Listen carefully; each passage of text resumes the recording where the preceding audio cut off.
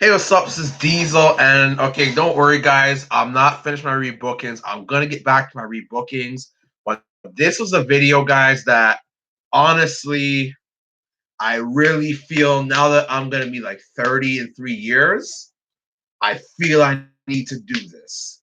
I really feel I gotta do this at this stage of my life. Because like now I'm in my late 20s. I'm a full grown man. I'm a full big man. And you know what? Some of you guys in the YWC. I enjoy you guys being here. I enjoy talking wrestling with you guys. I enjoy some of your feedback. Like y'all made it really enjoyable. And let me just say, there's a lot of people within the YWC who I was subscribed to 5 years ago who I don't even touch their channel with a 10-foot pole at this point. Unsubbed. I don't remember the last video. I don't know if they're still alive. I don't know if they still make videos, nor do I care. So, with that being said, I'm going to name you 10 things within wrestling, and that includes both on screen and the YWC too. So, kind of, I'm adding real life into this, but 10 things that revolves within the wrestling world that I used to like that I gotta say, wow, that has not aged well at all. And makes you say, I can't believe I used to like this, but young and kind of stupid. Anywho, I have to start with an honorary mention, guys. Like I had to there was that number 11, you just had to squeeze in. I was gonna say Undertaker shooting lightning out of his hand, but you know what? I got something a little better. What really hasn't aged well when it comes to Undertaker feuds. Randy Orton versus Undertaker's feud in 2005. Holy shit, this feud has not aged well at all. I remember recently going back and watching Undertaker hypnotizing Randy Orton to talk, hypnotizing Bob Orton to talk like Undertaker and freak out Undertaker and freak out Randy Orton. And just these weird mind games and stuff, like just a lot of just weird magic, whatever that probably could have worked in like the early to mid '90s, but it's because it was 2005. Like this shit was just not funny anymore or entertaining anymore. Like that was so outdated and just why are you still doing that in 2005? Like pretty ridiculous. But yeah, it's a lot of that weird, spooky voodoo stuff. It's just no, that was not cool. Randy Orton versus Undertaker. That's a few. When you go back and watch it, it's just you have to shake your head and say, "Wow, I actually enjoyed this crap." Looking back, that feud just hokey and weird. You could argue borderline garbage. Now on to the official 10. I have to get the honorary mention out of the way. Coming in at number 10, we're going to go YWC on this one. Bruce Blitz rants, especially on John Cena. Look, I get it at the time, we all couldn't stand Cena, and I used to enjoy his rants. But boy, now that I'm older, I gotta say, look, nothing against Bruce Splits. He makes good content. He was my favorite at a point in the YWC, but looking back at those rants where he would scream off the top of his lungs for years, I'm sorry to say, but that shit's kind of embarrassing looking back. Picture a grown ass man shouting at the top of his lungs because something he didn't like in wrestling happened. Listen closely. I don't care what happens. They could have done a friggin' Triple H versus Booker T part two. I'm not shouting off the top of my lungs over an opinion on wrestling. That is just so lame and embarrassing. Like I don't end of the day, don't care what anybody thinks. I don't care what nobody thinks. But at the same time though, Some of you guys, I want you to put yourselves in a female's shoes. Would you really want to date a man who would shout off the top of their lungs every day for years about frigging pro wrestling? Even sports is kind of ridiculous at a point. Like, I'm from Toronto. Some of that Kawhi Leonard dick riding was fucking embarrassing as fuck. Like, all some dudes when Kawhi Leonard left were making diss tracks. Like, I'm like, wow. And I thought nerds on the internet were bad. Some of these dudes are supposed to be street dudes, thugs, tough guys, whatever. They're literally crying like some of the people in the YWC does and putting their face out there. Another reason why, like, Bruce Blitz's rants have not aged well at all. Looking back, I can't believe I really sat there for like 2-3 hours straight and watched this stuff. I can't believe that. It, I'm not gonna say you couldn't pay me to do that, but if you're gonna pay me to do that, oh, you better give me a big ass number. I'm gonna tell you that. But yeah, them Bruce Splits runs, I can't believe I used to love that. Which ties into my number 9. Me taking wrestling way too serious. Why I used to love those rounds? Because honestly, simple. I took wrestling way too serious. Like I get it. I loved wrestling. It's been a big part of my life. Um, Me rapping soon, and trust me, it's gonna be better than when you guys last heard me. Time to introduce myself. Oh, saying too much. Anywho, how just wishing harm upon people, wishing harm among wrestlers. And you know what? So all you guys who are sub to me, I appreciate all the times you talk about how good of a debater I am, an arguer, and I appreciate that. But even I will admit, looking back, some of my stuff, like, okay, I didn't need to go that far. I was being way too harsh. Like some of those videos,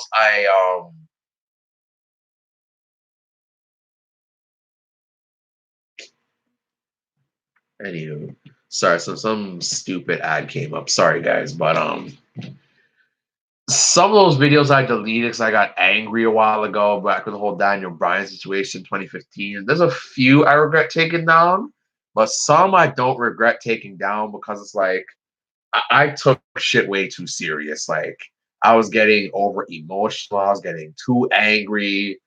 I was getting all of my feelings and stuff. Like I said some things that wow, crossed the line. Some of those debates, like it helped me be a very good debater in real life. I'm not joking with you guys. I'm not saying I'd go back and change stuff, but I sure as hell wouldn't do some of that stuff now. Like certain people, let's say I'll straight say his name, NWO Wolfpack TV, whatever number he is. Like there's been a few times within recent years he says something to me, I just don't even bother reading it. I see a few words, bye. End of the day, when it's all said and done, guys, we're just fans. People on the internet, off the internet, don't matter. We're just fans. And there's some things in wrestling make me shake my head, but you know what? Vince McMahon's stuck in his way. But hey, they got new competition, AEW coming, so well. And look at him. He's getting all paranoid. He's all putting NXT on the same day as them. They're calling the AEW guys names, and AEW didn't do that. But Vince and Triple H is. So yeah, I don't need to say anything else there because they got competition and they mad as hell already. So I don't need to say no more. Anywho, me taking wrestling way too serious is just I am proud of that. End of the day, it plays a part in my heart. One day I'm definitely gonna make a Booker T tribute song. But yeah, I regret taking it way too serious. Coming in at number 8, still within the YWC YouTube drama. Wow. Just wow. I remember within the YWC at a point, this was my favorite thing, YouTube drama. And I gotta say, was I a friggin' child or what?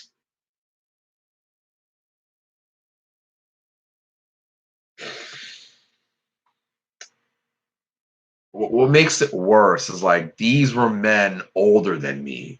Some a little older, some a lot older. And I'm talking about you could see grays and wrinkles start to form. Like these some of these guys look like they're old enough to be my father. And they're having these YouTube dramas. Nah, nah, nah, not cool.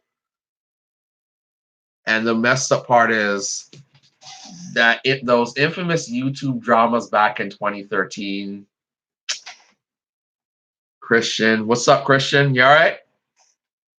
I honestly, the saddest part is I don't even remember their names right now. Like if somebody writes their name, like yeah, that's his name, but I don't remember their names. But those infamous YouTube beefs and YWC dramas back in 2013 to 2015, some of that shit's embarrassing. Like the fact that I was kind of not video going back and forth wise in the comment section wise, I was involved in some of those beefs, whatever. And then I would actually pick sides. I say who's wrong and who's right. And when it's all said and done on YouTube, I don't speak to any of those people. On YouTube, I'm not sub to any of these people.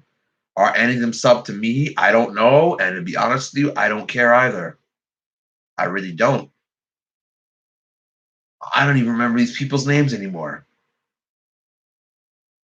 Yeah, bro, I have one question. Sorry to ask you, but when do you think Seth Rollins winning clean, Brock Lesnar at SummerSlam winning the. Oh, what do I think about that? Uh, I get what WWE's trying to do, try to give momentum back to Seth Rollins because he was losing some steam. I remember Schleg Daddy was saying he felt Seth should have lost it, disappeared for a bit, then come back like as a bigger baby face. But I get what WWE's trying to do. I don't got a problem with it. As long as Seth Rollins is getting cheered, that's all that matters. That's how I look at it.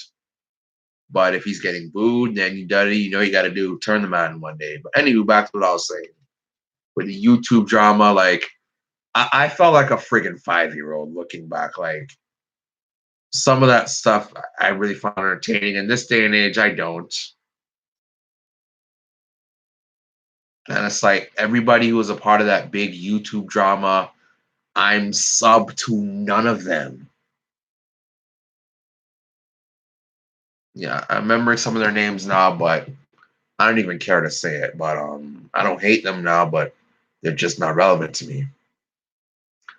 Like, and also like another example to, let's say a YouTube drama. I wouldn't care for it. Like, I would not want to see example speaking. We are pro wrestling and Lundgren going at it. Like at this stage of my life, I don't want to see that shit. I want to see, us making videos and stuff, giving each other's opinions, rebookings, which is my favorite thing right now. Rebookings, pay-per-view reviews, dream matches, some of your favorite feuds right now, AEW, like stuff like that, YouTube drama. No, thank you. Get that the frig out my face. Not interested, guys. So this whole YouTube drama stuff has not aged well, and I'm not proud of it.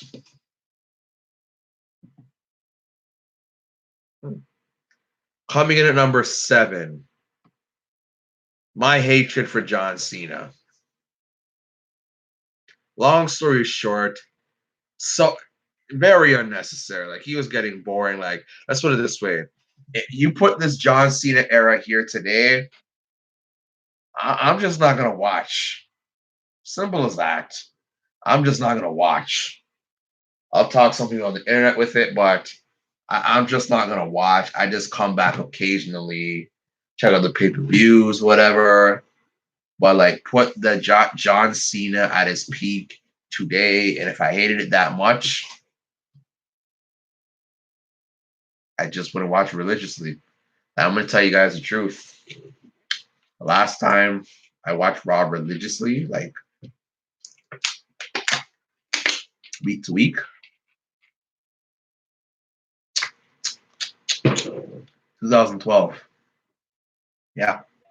The last time I watched Raw week to week to week to week, back to back to back to back to back, 2012. Fun fact. Do you know this year I've not watched a full episode of no wrestling show? Not one. Not one. Even when I watched WrestleMania this year, I missed out on the first 3 matches. Was I bothered? Not really. Not really. SummerSlam happened in Toronto. Was I bothered I didn't watch this? No, I really wasn't. Point being, you put that John Cena crap in this era, I just watch it less. That's all. Coming at number 6, Road Dogg. Road Dogg Jesse James. Long story short, corny. Corny. The whole wigger gimmick.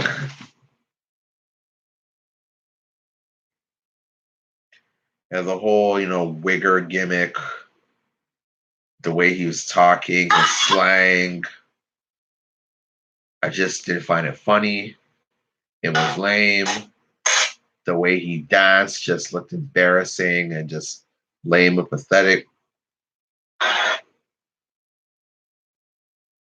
It's just put him in today. If I see him today for the first time, he'd be so frigging lame. Like some of that was just embarrassing to watch, to be honest.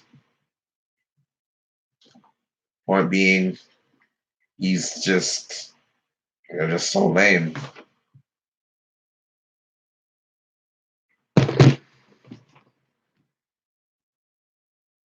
Coming in at number 5. This was going to be a very unpopular opinion. The Rock and Eddie Guerrero's promo in 2002. How do I break this down? The Eddie Guerrero walking in, tearing his posters off his daughter's walls. I get he was a heel, but it just made Eddie Guerrero look like such a douchebag. Like, I get he's a heel, but it just made him look like such a douchebag and so jealous and lame. And then some of the stuff The Rock was saying to Eddie Guerrero, I honestly found kind of corny.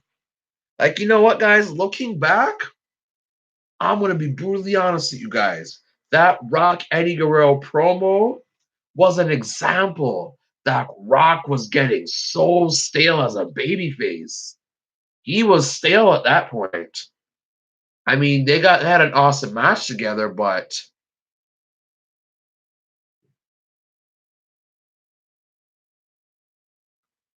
honestly, I found a lot of shit The Rock said in that promo corny. Don't get it twisted. The Rock's the GOAT on the mic. A lot of the stuff he said in 1999, I still love. A lot of stuff he said in 1998, I still love. 2000, I still love. 2001, still love. But that Rock and Eddie Guerrero promo back and forth, I did not crack a smile, not even once. Like, it was so cheesy.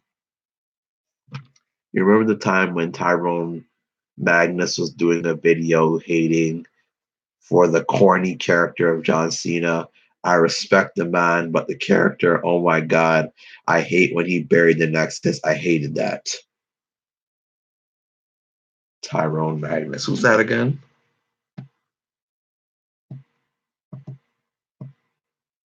Give me a second. I'm not gonna lie to you.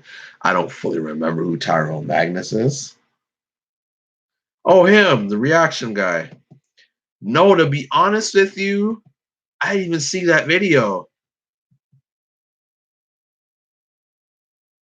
I can't lie, I didn't even see that video.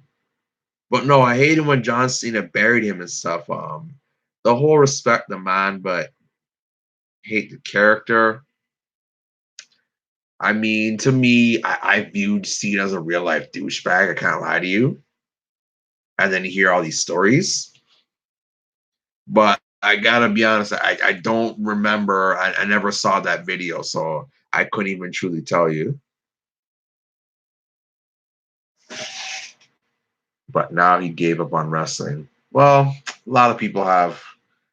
A lot of people who I was sub to, gone, gone, gone, gone, gone. A lot of them gone.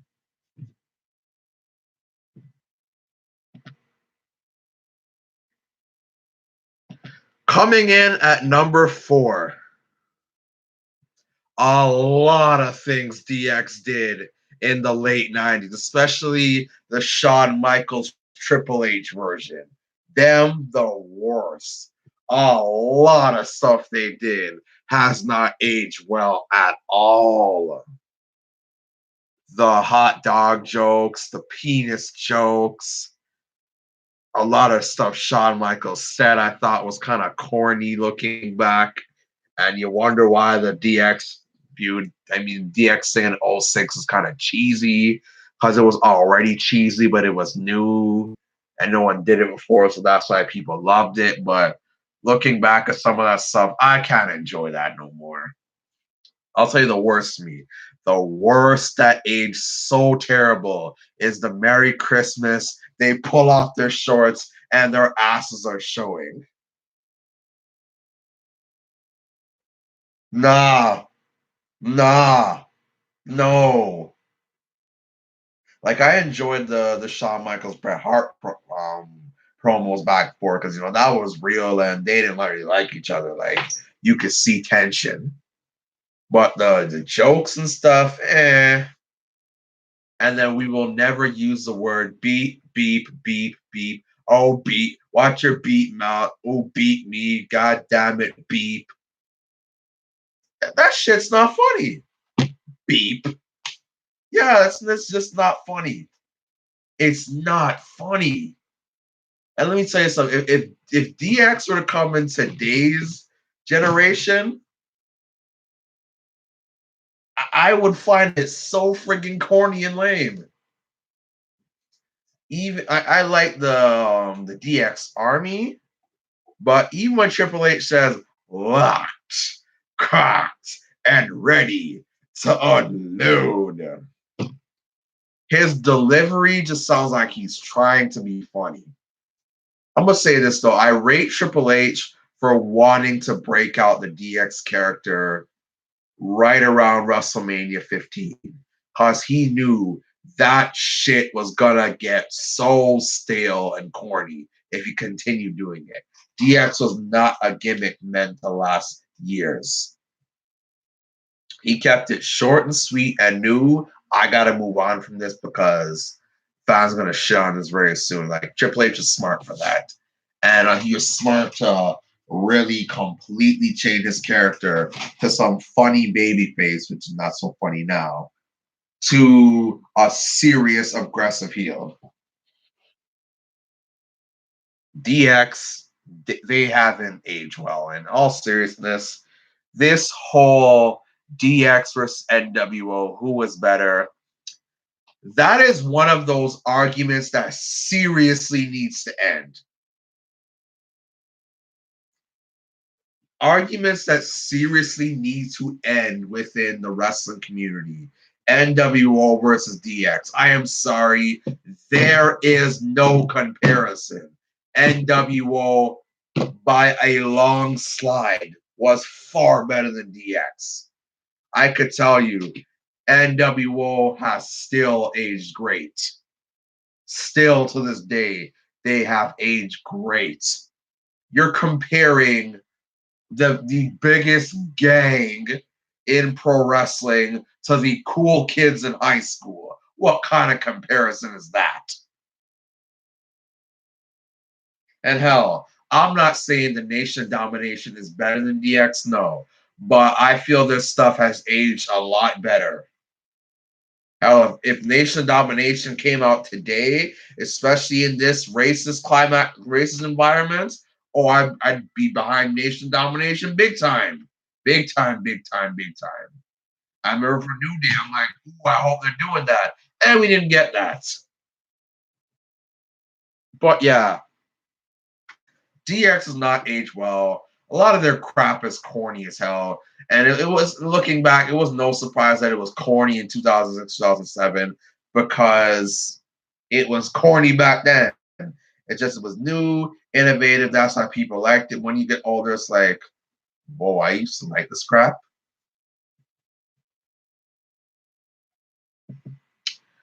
Coming in at number 3, Lita's Sendoff. I get it. We were upset with Lita, but you know what? That was just so disrespectful. It's simple. That was so disrespectful. I'm not gonna lie and say I don't giggle a little bit watching it, but it sure ain't as funny as I once found it 10 years ago. I'll tell you that much.